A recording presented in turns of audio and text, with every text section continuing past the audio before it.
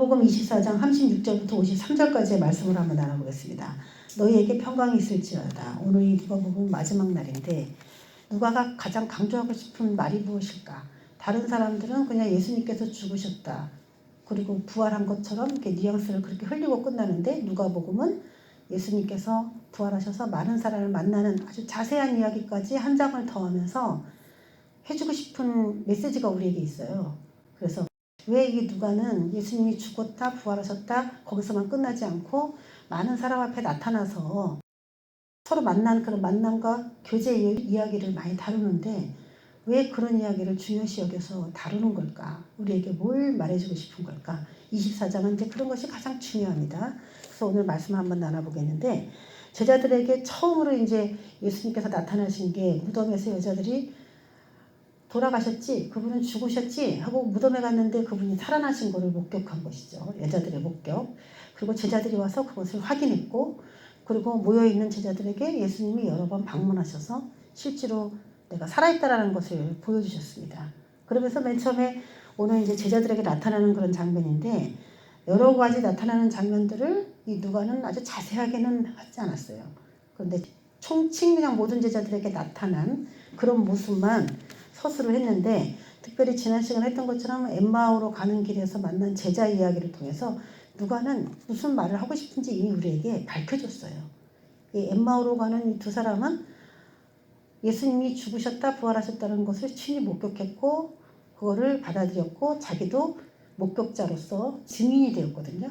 그래서 누가가 계속 강조하는 건 오늘도 보겠지만, 예수님이 살아나신 것은 사실이다, 거기서 끝나는 것이 아니라 그럼 누가 증인이 될 것이고 그 증인은 어떻게 해서 증인으로 만들어질 것이냐, 그런 것까지 아주 자세히 소개하면서 성령을 받은 사람들이 예수님의 증인의 삶을 살 수 있는 것이다 하면서 사도행전으로 넘어가기 위한 그런 징검다리 역할을 누가복음 마지막 부분에서 다 해준 것입니다. 그래서 누가복음도 누가가 썼고 사도행전도 누가가 썼기 때문에 그런 자연스러운 매치, 그러면서 1장으로 딱 사도행전 넘어가면 이걸 자연스럽게 받아들일 수가 있어요. 모든 사람들이 증인된 삶으로 성령을 받게 되고 그들이 예루살렘과 유대와 사마리아 땅끝까지 내 증인이 되려면서 퍼져나가는 이야기가 이제 사도행전 1장부터 시작이 이제 대대적으로 되게 되는 겁니다. 그러면서 예수님이 죽으셨다 부활하셨다 거기서 끝나는 것이 아니라 누가 그 남은 사역들을 할 것인가, 그렇게 할 수 있도록 누가 도와줄 것인가, 그런 것까지 자세하게 다루고 이 누가복음이 끝난다는 걸 알 수가 있어요. 그래서 우리가 오늘 누가복음에서 제일 중요하게 여겨야 되는 단어는 증인입니다. 증인. 엠마오로 가는 두 제자도 증인이고, 이제 이런 성령을 주시는 궁극적인 목적도 증인이에요. 증인. 우리에게 그걸 강조하고 싶은 것이죠. 제자들에게 그 예수님께서 나타나시면서 36절에 너희에게 평강이 있을지어다 이렇게 소개하고 있습니다. 너희에게 평강이 있을지어다. 이것은 그냥 단순한 인사말이 아니에요. 예수님은 자신의 이름을 샬롬이라고 쓰셔서 샬롬, 히브리어인데 샬롬 평강이란 뜻이에요.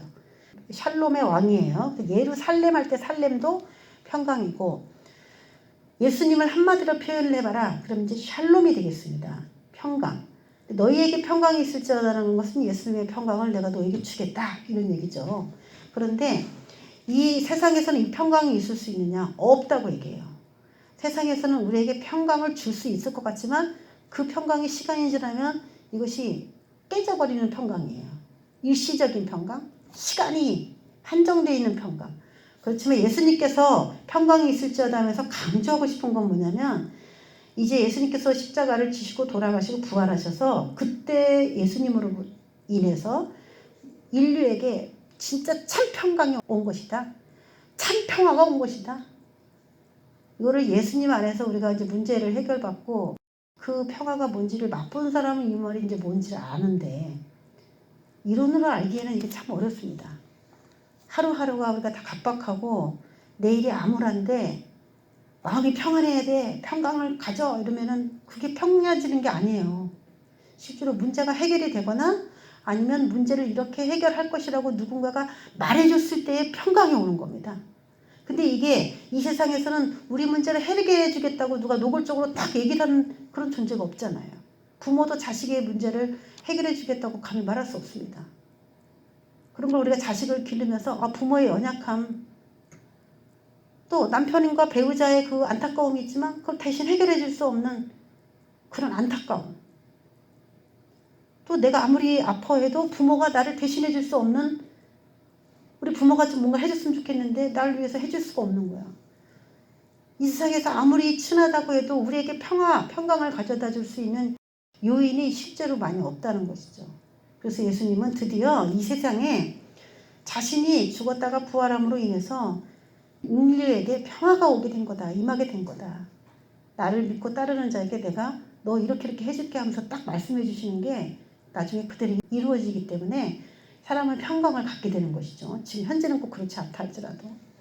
자, 이 이야기는 누가복음 2장 14절에 예수님이 태어나실 때 이미 선포된 말씀이었습니다. 지극히 높은 곳에서는 하나님께 영광이에요. 땅에서는 하나님이 기뻐하시는 사람들 중에 평화로다. 그러면서 예수님이 태어나실 때 천사들이 막 얘기했던 거거든요. 이 땅에는 하나님이 기뻐하시는 사람들 중에 평화가 온 거야. 평화. 예수의 탄생을 그렇게 소개했었어요. 근데 이제 예수님의 부활하셔서 나타나서 처음으로 말씀하시는 게 평강이 있을지어다요. 그럼 하나님이, 예수님도 마찬가지고 우리에게 제일 필요로 하시는 게 뭐냐면은 우리가 평안한 걸 제일 좋아하시는 거예요. 그분은. 우리가 불편하고 뭔가 두려워하는 거를 그분이 가장 싫어한다는 거예요. 그러니까 두려워하는 게 있습니까? 지금 불편한 게 있습니까? 평안하지 않아요? 그럼 하나님이 그걸 싫어하는 거예요. 우리의 그런 불편함을. 그러면 그 불편함, 그 평안함이 왜 깨졌는가? 어디서 깨졌는가? 내가 깨트렸는가? 이게 누구로부터 인해서 깨진 건가? 그런 거를 살펴보면서 답을 찾아야 돼요. 하나님은 우리에게 평안을 주시려고 하는데 나는 내 안에 왜 평안이 없는가? 이게 내 잘못이면 내가 고쳐가야 돼요. 타인으로부터 온 거냐? 풀어가야 돼요. 고쳐질 수 없는 거면 하나님께 맡겨야 돼요. 평안으로 대체하는 여러 가지 방법들이 있습니다. 자, 예수님의 탄생에서 시작된 평화가 죽으시고 부활하심으로 모든 사람에게 혼자만의 평화가 너희에게 평강이 있을지어다 하면서 이제 주어지는 평강으로 바뀌었죠. 주관적인 평강에서 남들에게 나눠주는, 이 얘기가 굉장히 쉬운 얘기 같은데 여러분, 우리도 예수님 믿으니까 주님 감사합니다. 나도 이렇게 됐으니까 주의 말씀을 받으니까 평안해요. 이제 이러거든요, 우리도. 그런데 그것에서 내가 평강을 누리는 건 우리가 다 할 수 있는데, 내가 누리는 이 평강을 다른 사람에게 내가 전해줄 때는 나도 내 자가 완전히 예수님처럼 하나님께 굴복해서 죽고 다시 태어난 것처럼 부활하는 그런 순종하는 삶이 내 안에 만들어지지 않으면은 다른 사람에게 평강이 너에게 있을지어다라고 우리도 흘려보낼 수가 없다는 말이 되는 거예요. 예수님은 자신 혼자 태어날 때 평화야 그리고 끝, 이게 아니었어요. 자신이 갖고 있는 평안을 흘려보냈어요. 우리에게도 그걸 요구해요. 이제 예수님의 평강이 제자들에게 흘러갑니다. 그러면 우리는 또 그 평강을 불편한 사람들에게 흘려줘야 돼요. 어떤 사람은 평강을 흘려내는 사람이 있고 어떤 사람은 불편함을 풀어내는 사람이 있겠죠. 나는 과연 이제 어떤 것들을 흘려내는 그런 사람, 우리가 자아가 깨지지 않고 여전히 육적으로 살아있으면은 불편함을 흘려낼 수밖에 없는 거죠. 껄끄러워, 그냥 싫어 그 사람이.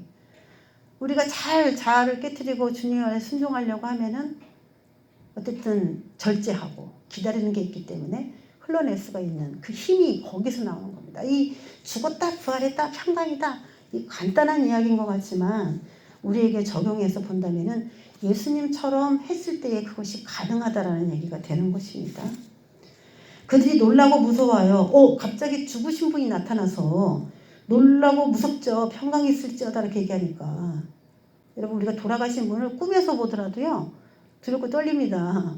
제자들이 그랬다는 거예요. 그들이 놀라고 무서워요. 그 보는 것을 영으로 생각하는지라 이렇게 말합니다. 영으로 생각하는지라. 푸뉴마죠, 푸뉴마. 다른 번역본에서는 우리말 성경 새 번역, 현대어 성경, 쉬운 성경 다 뭐라고 번역했냐면 유령을 보고 있다고 생각하는지라 이렇게 됐어요.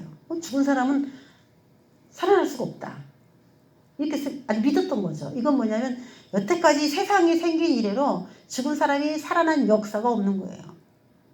이건 희귀하다고 생각하지도 못할 정도로 불가능에 해당하는 거기 때문에 이건 유령이지 100% 생각했다는 거죠. 그런데 예수님께서 여태까지 인간이 한 번도 경험해보지 못한 그런 이제 체험을 제자들에게 주는 겁니다. 여러분 평강할 수 있겠어요? 죽은 사람이 히히히 하고 유령처럼 나타났는데 평강했을지어다 평강하겠습니까? 그 평강을 하려는 거예요. 이건 아주 편안한 일이라는 거죠. 이건 아주 편안한 일이다. 응? 예수께서 이르시되 어찌하여 두려워하며 어찌하여 마음에 의심이 일어나느냐. 두려움, 의심, 이거 인간이 할 수 없는 일이다. 이런 기본적인 룰을 갖고 있기 때문이죠. 이 세상의 법칙이 깨진 거죠. 39절에 내 손과 발을 보고 나인 줄 알라. 이 제자들은 예수님을 진짜 보고 만진 사람들이에요. 이게 이들에게만 해당되는 게 아니라 실제로 그분은 2000년 전에 돌아가셨지만 현재를 살고 있는 우리들에게도 그분이 나타나실 때는 진짜 나를 보고 우린 보게 되고요. 그것도 저기 한 사람 만져봐라 만져볼 수도 있게끔 그분은 그렇게 우리에게 나타나요. 그런 사람들은 난 진짜 주님을 만났어 라고 말할 수 있는데 같은 교회를 다니더라도 나는 그거 아닌 것 같은데 자꾸 의심이 나죠. 그런 사람. 그럼 어떻게 돼요? 저 사람이 말한 게 거짓말이야 라고 하지 말고 나한테도 좀 나타나 주세요 라고 그렇게 우리도 사모해야 되겠죠. 의심하면서 구하지 말고 사람들이 말하는 게 진짜일까?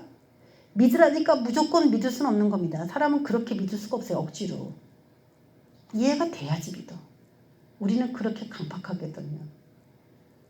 다른 사람이 말한 것이 믿어지지 않을 때는 무조건 아니다 라고 하기 전에 나도 그런 체험을 해달라. 이 제자들처럼 내 손과 발을 보고 나인 줄 알라. 또 나를 만져봐라. 영은 살과 뼈가 없을 때 너희 보는 바와 같이 나를 믿느니라. 예수님의 부활은 영으로서 다시 살아난 그 불완전한 부활이 아니라 영혼, 육이 다 살아난 마지막 시대에 이제 우리 인간이 부활할 그 모습으로 부활하셨어요. 여태까지 한 사람도 그런 부활을 한 적은 없어요. 예수님밖에. 이 사람은 유령이다. 이거 뭐냐면 영이다. 영적인 부활을 했구나. 이렇게 생각했다는 건데 그것이 아니라 완전한 부활을 했다는 거예요. 그래서 영은 살과 뼈가 없는데 나는 있다. 그럼 예수님은 살과 뼈가 있는 거죠. 이거죠. 살과 뼈가 있어요. 예수님이 이렇게 나타나신 거예요. 그런데 고린도서 15장 50절에 보면은 혈과 육은 하나님 나라를 이어받을 수 없다고 그래요. 그 혈과 육은 뭐라고 번역했냐면 다른 번역본에서는 혈은 피죠. 피와 육, 살로 다 번역을 했어요. 피와 살은 하나님 나라를 이어받을 수 없다. 하나님의 나라는 이 피를 가지고 가는 게 아니다. 이 살을 가지고 가는 게 아니다. 하나님의 나라를 이 육체는 들어갈 수 없다. 이 육체 가지고 이렇게 얘기해요. 근데 예수님은 살과 뼈가 있다라고 얘기했어요. 나는. 그럼 뭐가 공통돼요? 뼈는 뭐 공통되지 않으니까 뺀다고 치더라도 뭐가 공통돼요? 살은 곧 육이고 육은 곧 살이에요. 그 예수님이 하늘나라에 들어갔어요? 못 들어갔어요? 예수님이 혈과 육은 하나님 나라를 이어받을 수 없다는데 봐 나도 살과 뼈가 있잖아 이렇게 얘기를 하거든요. 뼈로 뭘 만들어요? 뼈로 만드는 게 뭐예요? 피입니다. 피는 뼈에서 만드는 거예요.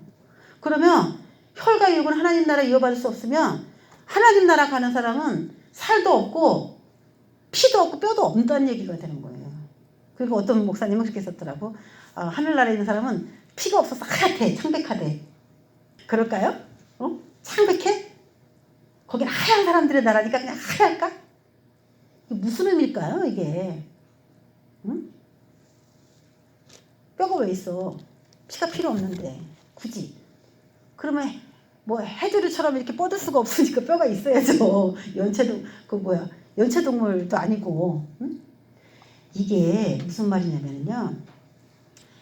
혈과 육, 이거 우리 육체잖아, 이거는 혈과 육으로 이루어진 존재예요. 이걸 가지고는 하나님의 나라 갈 수 없으니까 이거에 안주해서 살지 말아라. 우리는 일생을 뭐에 매여 사냐면은 먹고 살고 나 살찌고 이거 건강하게 사는 거 이거에 일생이 매여 있어요. 근데 아무리 이 건강하고 그래도 죽거든 모든 사람들은. 이거 갖고 하나님 나라 가는 게 아니다. 그러면 착각인 거예요. 예수님은 살과 뼈가 있는데 그거 어떻게 가느냐. 이게 뭐냐면 창세기 때 보면은 육은 못 간다 이런 뜻이 아니라 육이 변했어요. 뱀이 사람을 꼬드기고 사람이 그 뱀의 말을 들었을 때 육체에 변화가 왔어요. 육체의 변화. 그 전에는 영의 눈으로 살았던 사람인데 육의 눈이 밝아져 이제 육성이 강한 존재가 됐어요. 육의 변화가 일어났어요. 육이 더 강해졌어요. 그래서 영의 눈이 희미해지고 육의 눈이 강해졌다는 건 육성이 강해졌다는 얘기죠. 육의 신체 변화가 일어나는 거예요. 또 하나의 예는 여자가 죄를 범하니까 해산의 고통을 더했다고 얘기해요. 애 낳을 때 고통이 더 심해졌다는 거예요. 이거는 무슨 말이냐면은 원래 여자들은 애 낳을 때 해산의 고통이 있었어요. 있었는데 더하리라 그랬어요. 더하리라. 육체가 있어서 아기 낳을 때 아프긴 아픈데 저주가 임하면서 뱀의 말을 듣고 하나님 말을 안 듣기 시작하면서 인간에게 저주가 오면서 해산의 고통이 더해진 거예요. 그럼 자, 몸이 어떻게 변화가 됐는지는 모르지만 아기 낳을 때 고통이 더 증가했다는 거죠. 이걸 영적으로 내가 타락을 시켰으니까 내 자식과 남편을 타락시켰으니까 여자가 그걸 다시 복구하는 데 있어서 힘들 것이다. 영적으로 그렇게 표현하기도 하지만 실제로 하나님이 인간을 만들었을 때 그렇게 저도 3일 동안 진통하면서 우리 애기를 낳았는데 그렇게 3일을 진통하고 애를 낳도록 그렇게 만들었을까요? 근데 저렇게 퍼진 게 난 진짜 기적과 같은 일이라고 생각해요. 제 안에서 저렇게 큰 애가 어떻게 나올 수 있었을까? 어? 몸이 육적인 뭔가가 변했어요. 그래서 예수님이 지금 나타나신 모습은 분명히 육체인데 우리가 갖고 있는 이런 육체하고는 다른 것이라고 생각을 해야 돼요. 똑같은 살과 뼈라고 번역을 했더라도 우리가 갖고 있는 이 육체하고 예수님이 갖고 오신 그 몸하고는 다른데 성경은 고린도전서 15장에서 뭐라고 얘기하냐면은 신령한 몸, 육의 몸이 있고 신령한 몸이 있다라고 얘기하는 거예요. 그분은 지금 갖고 오신 그분의 부활은 신령한 몸의 부활이에요. 우리는 그냥 고기 육자를 쓴 그냥 육의 몸이고 그냥 고기 덩어리. 여기에 집착하게 만드는 무엇을 먹을까, 무엇을 마실까, 어떻게 살아갈까 그것만 집착하게 만드는 이 육체의 몸을 말하는 거고 예수님이 입고 오신 몸은 원래 하나님이 인간에게 주신 몸인데 우리가 그걸 잃어버린 거죠. 근데 예수님은 그걸 다시 찾아가신 거죠.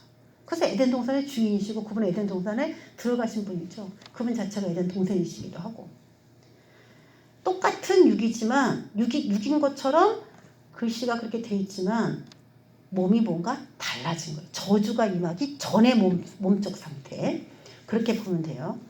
썩는 것, 예, 이 예수님이 입고 있는 몸은 썩지 않는 것이다라는 거죠.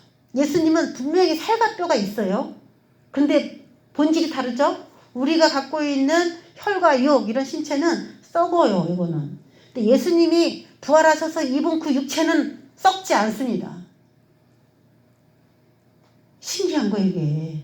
살과 뼈, 피 다 똑같아도 안 썩는다는 거죠. 실제로 이 피라는 거는 우리에게 이제 아담이 범죄하면서부터 몸에서 뭐가 문제가 됐을까 했을 때 우리가 짚어보자면 피가 달라졌어요. 피. 그래서 원래 하나님의 그 피로 만들어져 가지고 하나님의 피로 살아가야 되는데 뱀의 말을 들으니까 뭐가 바뀌었냐면은 이게 아버지 육적인 아버지의 그 혈통을 따라서 내려갈 수밖에 없는 그런 피로 바뀌었어요. 하나님의 영향을 받는 게 아니고 자기를 낳아준 육의 부모의 그런 영향을 받게 된 거죠. 근데 부모가 하나님을 잘 섬기고 좋은 걸 내려주면 좋은데 부모가 죄를 졌으니까 그 죄가 그대로 내려가는 거죠. 이 피를 통해서. 그래서 혈과 육은 하나님의 나라에 이어받을 수 없다고 하면서 그 혈을 거기에 넣은 거죠. 그래서 실제로 이 육의 피를 가지고 하나님의 나라를 갈 수 있는 거는 분명히 아닙니다. 그래서 지금 예수님이 갖고 있는 뼈에서 만약에 만들어지는 어떤 피가 있다라면은 이런 우리가 갖고 있는 요 피하고는 성분이 이거는 아담부터 내려오고 우리 아버지를 통해서 우리에게 온 그 피이기 때문에 신령한 거라고 볼 수가 없는 것이죠. 그래서 이것도 변화가 된다는 얘기죠. 바뀔 거라는 것입니다. 나를 만져보라. 영은 살과 뼈가 없을 때 너희 없는데 너희 보는 바와 같이 나는 있느니라. 이 말씀을 하시고 손과 발을 보이시나 그들이 너무 기쁨으로 아무도 믿지 못하고 놀랍게 여길 때 이르시되 여기 무슨 먹을 것이 있느냐 그랬어요. 예수님께서 나타나셔서 오랜만에 돌아가셨다가 나타나셔서 먹을 것이 있느냐, 이건 무슨 말이냐면 배고프다는 얘기죠. 배고프잖아요. 여기 뭐 먹을 거 없어? 만나자마자 평강이 있을지어다 그러면서 나를 만져봐라 그러면서 갑자기 첫 얘기가 오랜만에 만나서 반가워 막 이런 얘기를 쭉 하면서 영적인 얘기를 할 것 같은데 우리는 먹을 것이 있느냐 이렇게 얘기했어요. 여러분도 반가운 사람을 오랜만에 만나가지고 먹을 것이 있으면 좀 줘 이렇게 얘기합니까? 이게 무슨 말일까요 이게? 자, 양식을 먹는 거예요. 부활한 몸이고 신령한 몸인데도 이 양식을 먹습니다. 그리고 혹시 우리가 생각할 때 배가 고픈 걸 느낄 수 있나? 신령한 몸도 배고픔을 느낄 수 있나?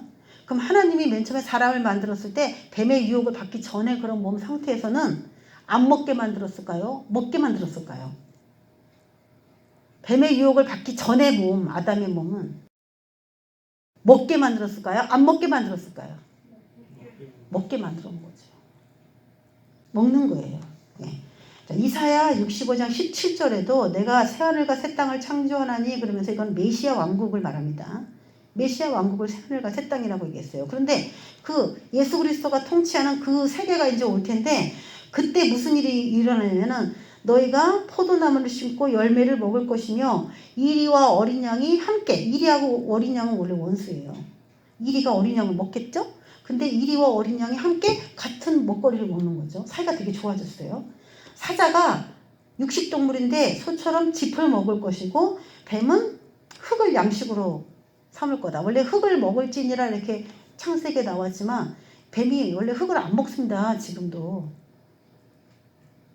뱀이 지금도 흙 안 먹어요. 그렇죠? 근데 창세기 때는 뱀한테 흙을 먹으라고 그랬어요. 그래서 우리는 그걸 어떻게 해석합니까? 우리가 이게 흙으로 만든 존재니까 사탄은 우리를 먹는 거죠. 그럼 이사야 65장에도 사람을 먹어라 이렇게 나온 이 흙일까요? 이때는 인간을 흙으로 만들어서 인간의 육체가 뭔가 변했다 했어요 제가. 근데 원래 흙으로 만든 건 사실이에요. 근데 뱀이 먹어도 되는 또 그런 흙으로 변질된 거죠 우리가. 그런데 그 흙을 먹어라 하면서 우리를 합법적으로 먹었어요. 그러니까 예수를 안 믿는다면 사탄은 우리를 먹을 수 있는 거죠. 그런데 이제 그 저주가 풀어지면서 뱀은 그러면 어떤 먹거리로 찾아갔느냐? 원래 하나님께서 선언하신 그 흙으로 이렇게 다시 들어갔어요. 그건 인간이 아니에요. 그건.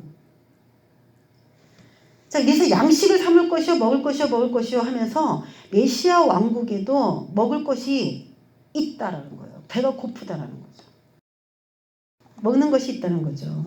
자, 그런데 예수님께서 왜 갑자기 먹을 걸 달라고 그러면서 42절에 예수님 여기 있어요. 그러면서 구운 생선 한 토막을 드리고 그것을 받으셔서 잡수셨다는 거죠.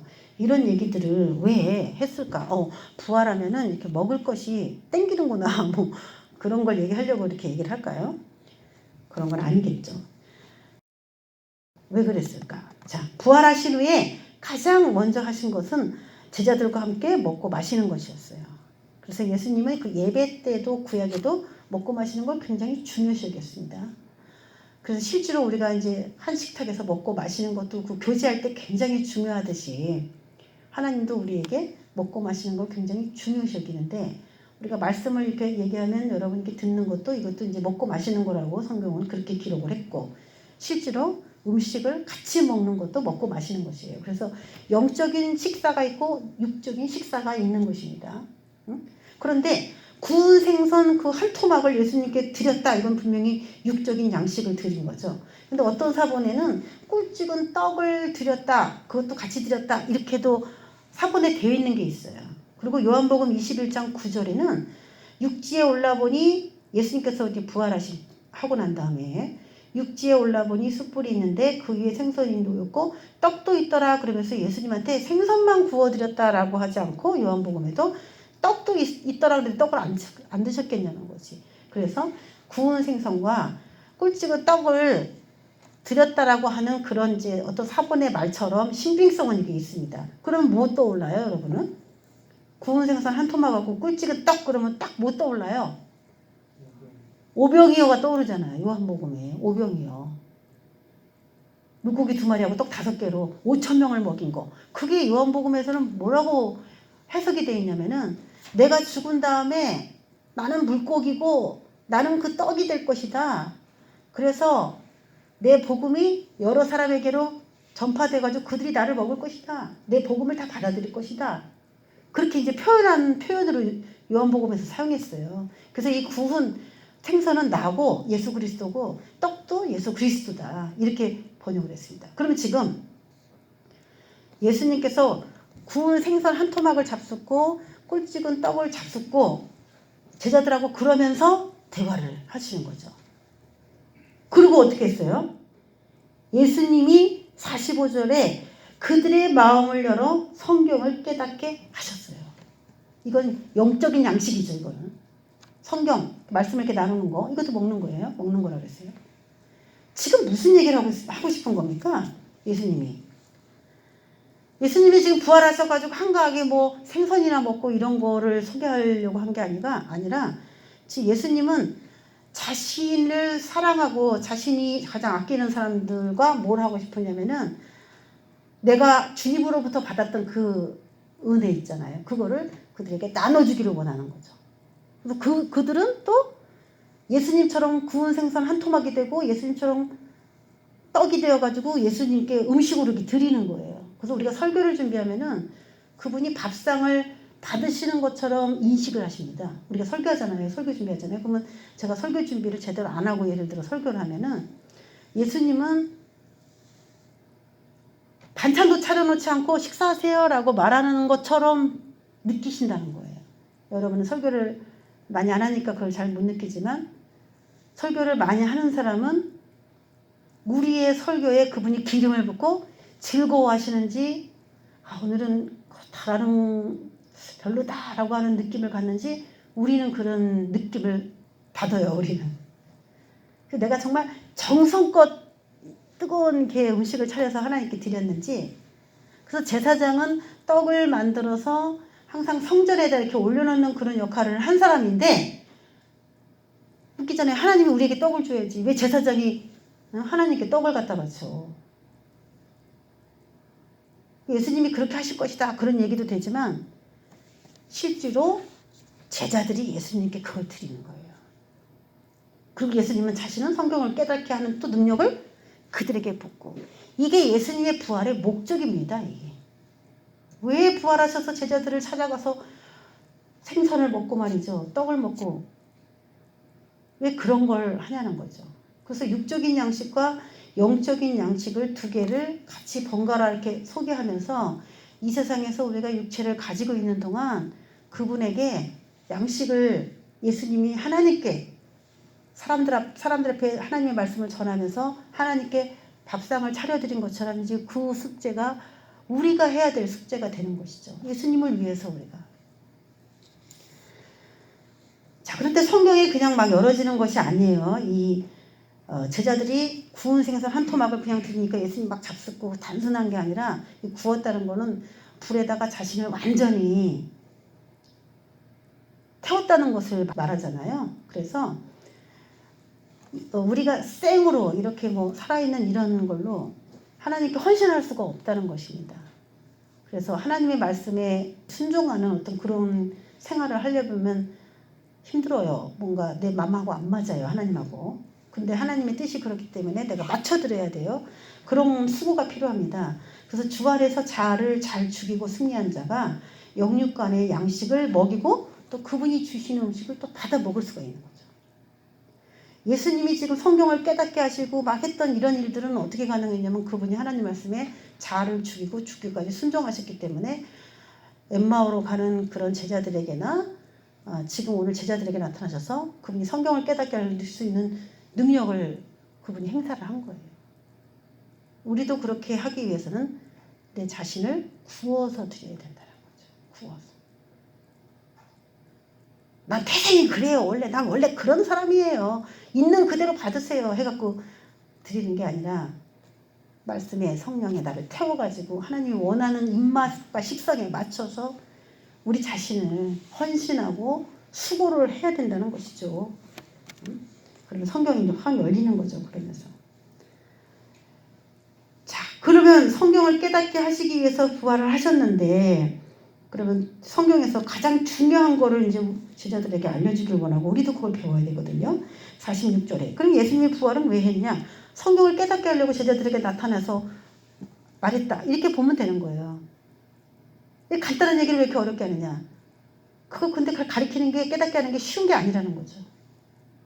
제자들에게. 어떻게 해서 그렇게 성경을 깨닫게 하는 그런, 나처럼 내가 지금 성경을 막 깨닫게 하잖아. 너희도 그렇게 해. 그렇게 말한 게 아니라 너희들이 그렇게 하기 위해서는 너희들 자신을 태우고 구워야 된다. 뭐 그런 여러 가지 얘기들을 그 전에 이제 하신 거죠. 46절에 성경을 통해서 깨달아야 될 게 뭐가 있을까요? 첫 번째, 그리스도가 고난을 받고 제3일에 죽은 자 가운데서 살아나야 된다는 것을 성경을 읽으면서 그걸 캐치할 수 있어야 돼요. 근데 이것도 자아가 죽지 않은 사람은 아무리 성경을 읽어도 어떤 게 십자가 사건이랑 연관되어 있는지 못 찾습니다. 이게 성경을 똑같이 읽어도. 여기 어디 예수님의 십자가 사건이 있다는 거야. 구약에 아무리 봐도 예수님 십자가 사건이 없네. 찾아보라고 해도 못 찾는 거예요. 이게 왜? 자가 너무 빵빵하거든. 하나님께 그 불로 연단된 연단이 부족하면 이 예수님의 이야기를 구약 성경 내내 찾으려고 해도 예수님이 3일 만에 고난당하셨다가 부활하셨다는 얘기를 찾아낼 수가 없습니다. 눈이 막혀서. 그게 안 나와요. 그것을 깨닫게 되는, 그것도 어떻게 되냐면은 자기 자신을 하나님께 순종하면서 이게 얻어져야 된다는 것이고, 또 두 번째는 제3일에 죽은 자 가운데 살아날 것과 그의 이름으로 제사함을 받게 하는 회개. 제사함을 받게 하는 능력은 회개입니다. 회개를 통해서 제사함을 받는다. 요걸 알아야 돼. 성경을 통해서. 회개를 통해서 제사함을 받는다. 그럼 우리가 매일 회개하지 않죠? 자기가 잘못했는데도 막 잘했다고 막 할 때도 있죠? 그럼 어떻게 되냐? 그게 그 사람에게 죄가 되는 거죠. 회개를 하면 죄 사함이 되지만 회개를 하지 않을 때는 그것이 그냥 죄가 되는 것이죠. 그래서 우리가 회개 생활이 지금 잘 되고 있느냐에 아니냐에 따라서 내가 지금 죄가 쌓이고 있느냐, 죄가 용서되고 있느냐, 그런 걸 우리가 한번 점검을 해볼 수가 있습니다. 그리고 44절에 모세의 율법과 선지자의 글과 시편에 나를 가리켜 기록된 모든 것이 이루어져야 하리라. 모든 성경에 예수가 다 있으니까 찾아봐라. 그거고, 또 그 기록된 모든 것이 이루어져야 하리라. 이루어져야 한다. 그것도 우리가 이제 찾아내야 돼. 그래서 예수님께서 십자가에 죽으신 거는 이미 이루어졌으니까 찾기 쉬워. 그런데 이제 예수님께서 재림하시고 이 땅에서 인간에게 어떻게 하실 건지 그런 것도 또 알아야 된다는 거예요. 그것이 성경을 깨닫게 하시는 목적 중에 또 들어간다는 것이죠. 자, 네 번째는 이 회개를 잘 한 사람이, 회개를 한 우리가 예루살렘에서 시작하여 모든 족속에게 예수를 전파할 수 있는 능력자가 됩니다. 예수님은 이제 예루살렘에서 유다인이고 그 유다에서 태어나신 그분이 온 전 세계에 자신의 그런 복음을 전하게 하실 텐데 그걸 누가 하냐? 우리가 해야 된다는 거예요.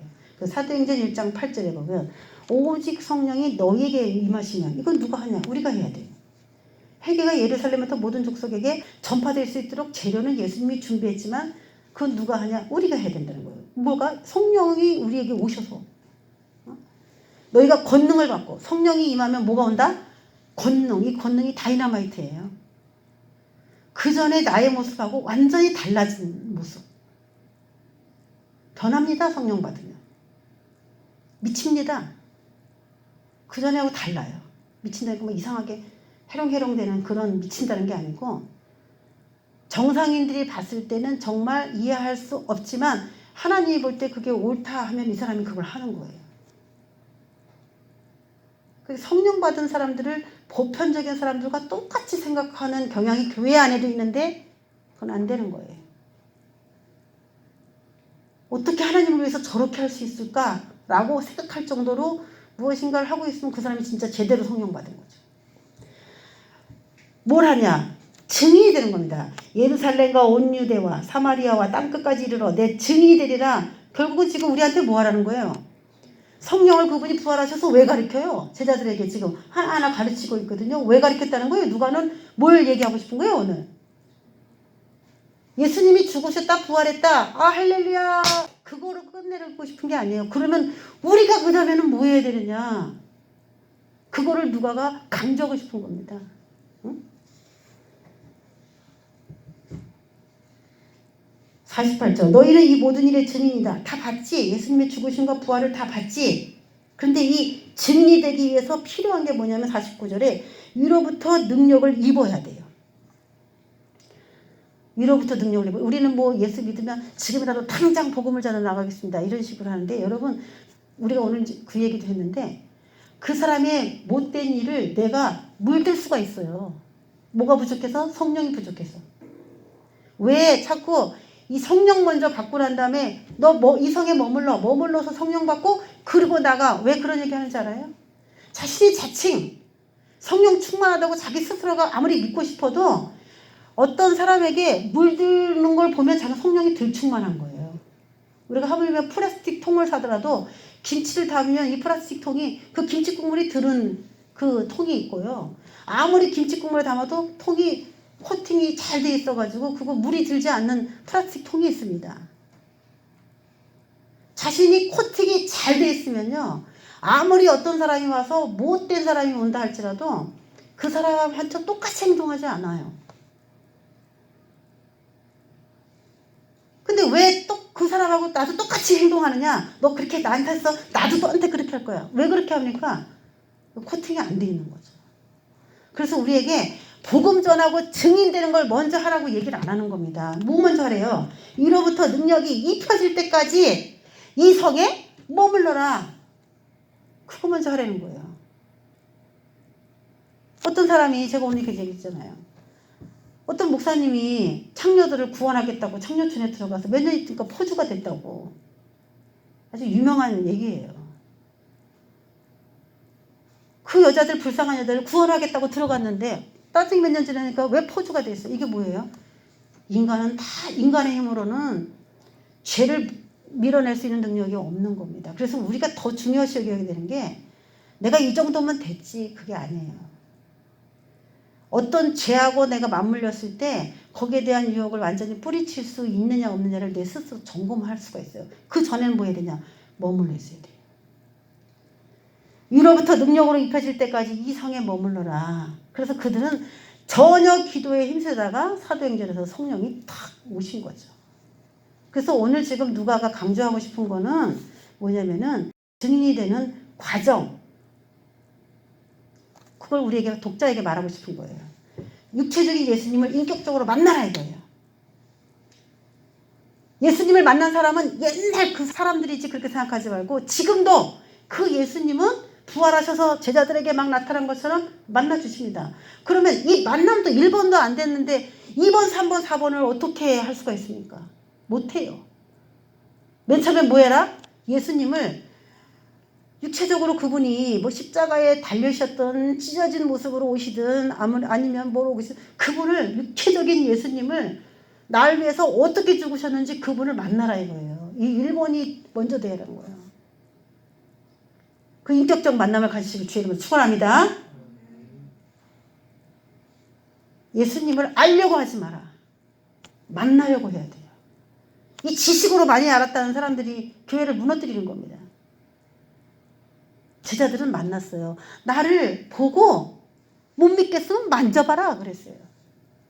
옛날 이야기가 아니에요. 지금도 역사하십니다. 두 번째, 그럼 예수님께서 그 베다니 앞까지 나가서 손을 들어 그들에게 축복하셨어요.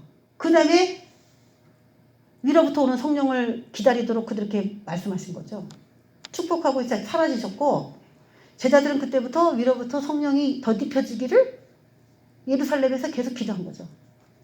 두 번째는 뭐예요? 예수님의 영적 축복이에요. 축복했어요. 예수님을 인격적으로 이렇게 만난 그 사람에게는 영적으로 눈이 열어지면서 판단을 다르게 할 수 있는 지각이 열려요. 그 영의 변화가 일어나요. 뱀의 말을 들으면 육성이 강한 존재로 살아갈 수밖에 없듯이 성령님을 체험하면은 이때도 성령님을 체험할 수 있어요. 예수님을 인격적으로 만날 때도 이거 성령이 다 주도하시는 일이에요. 이것도 성령 체험이다라고 말할 수도 있어요. 그렇지만 위로부터 오는 능력하고는 조금 달라요. 이것도. 근데 그 예수님을 인격적으로 만날 때 영적으로 뭔가 다르게 생각할 수 있는 그 영적 축복의 체험들이 따라 붙습니다. 이게 오늘 그 얘기 속에 들어있어요. 세 번째는 아까 말했던 것처럼 위로부터 능력으로 입혀질 때까지, 그 입혀질 때까지 계속 기다리고 갈망하라, 머물러라. 그 시간이 필요해요. 근데 우리는 뭘 지금 못하냐면 예수님을 인격적으로 만나는 거 그것도 잘 못하고, 그리고 혹시 이게 만남인가 아리까리 하지만 그래 만난 거야 라고 생각한 사람들이 그 성령에 대한 계속된 갈망과 그 기다림, 이 성에 머무르면서 주님을 기다리는 그 머무른 이 교회 안에 정착하면서 주님을 기다리는 그거 잘 못해요. 그렇게 하지 않아요. 그 기다리는 걸 못해요. 그 전에 자기가 일을 다 만들어서 다 뭔가 해. 열심히. 위로부터 능력이 입혀지지도 않았는데도 막 뭘 해. 그게 문제예요 지금. 그리고 위로부터 오는 실질적인 능력을 체험을 하는 것이죠. 이게 이렇게 돼야 그때부터 뭐예요? 증인이 되는 겁니다. 할렐루야. 예수님께서 지금 샬롬 너희에게 평강이 있을지어다 하면서 이 평강은 언제 이루어지냐면 그들이 위로부터 오는 능력을 힘입어 드디어 증인된 삶을 살기 시작하는 그때부터 자신 안에 있는 너희에게 평강이 말지어다 그걸 받아서 흘러낼 수 있는 이 과정들을 쭉 소개를 했다는 것이에요. 그래서 시작도 성령이지만 마치는 것도 성령이죠. 우리는 위로부터 오는 능력 체험 이게 아직 확실하게 잘 안 됐어요. 이게 네 번째가. 우리는 어떻게 보면은 3번 거기에 이제 많은 사람들이 3번에 아주 많은 사람들은 있다고 볼 수도 없겠지만 그 3번 이것도 굉장히 높은 단계이긴 해요. 근데 잘 기다리는 사람이 별로 없다고 생각해요. 그런 님의 누가 증인이 될 것이냐? 누가 나의 증인이 될 것이냐? 믿습니다. 주님이 죽으시고 부활한 걸 믿습니다. 끝! 우리에게 요구한 게 누가복음이 결코 그거 아니라는 거를 저와 여러분이 아셔야 되고, 누가가 초청하기를 그러면 누가 그 능력을 받아서 예수님의 증인으로 살 것이냐라고 하는 부르심이에요. 우리에 대한 부르심. 자, 오늘 말씀을 듣고 내가 지금 여기에서 막혔구나. 여기서 내가 얼마나 이 성에 머물러야 하는가. 왜 그 다음 단계로 진입되지 않는 건가. 내가 신앙생활을 잘 하고 있는 것인가에 대한 검증들을 여러분이 하시면서 우리도 오늘 사모하기를 위로부터 오는 능력을 완전히 덧입을 때까지 머물러서 무엇을 해야 되는 것인가. 그런 것들에 대해서 오늘 생각해 보시면서 예수님을 더 알기를 원하는 증인으로의 초청을 여러분이 친히 받아들이시고 아멘하는 오늘 귀한 복된 누가복음 마무리가 되기를 주의 이름으로 축원하겠습니다. 기도합니다. 하나님 아버지, 우리의 갈망이 없으면 주님은 오실 수 없습니다. 머물러야 하는데 우리가 너무 분주하고 바쁩니다. 마음이 딴 데가 있습니다. 그래서 여러 가지 문제가 생길 수도 있고 성령이 역사할 수 없는 그런 상황에도 처할 수 있습니다. 우리에게 내가 머무르는 걸 잘 하지 못한다고 생각했을 때 오늘도 주 안에 잘 머무르고 기다릴 수 있는 우리가 되길 원합니다.